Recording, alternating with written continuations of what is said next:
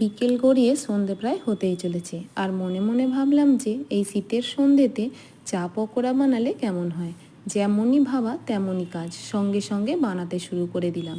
প্রথমে ভেটকি মাছের লম্বা লম্বা ফিলে কেটে নিয়ে তাতে লেবুর রস, নুন, আদা রসুন কাঁচা লঙ্কা বাটা ও গোলমরিচের গুঁড়ো দিয়ে হাতের সাহায্যে ভালোভাবে মেখে নিয়ে 30 মিনিটের জন্য আমি ম্যারিনেশন করে নেব।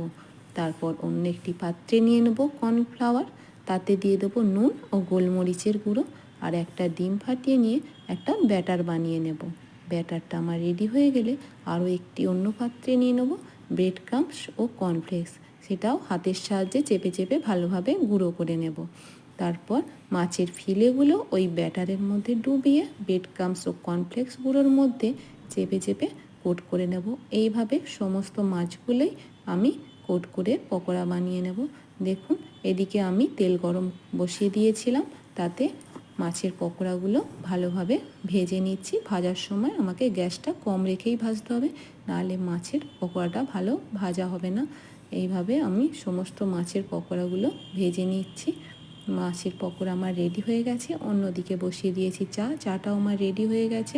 এভাবে আপনারা বানিয়ে খেয়ে দেখবেন, আপনাদের নিশ্চয়ই ভালো লাগবে। Thank you.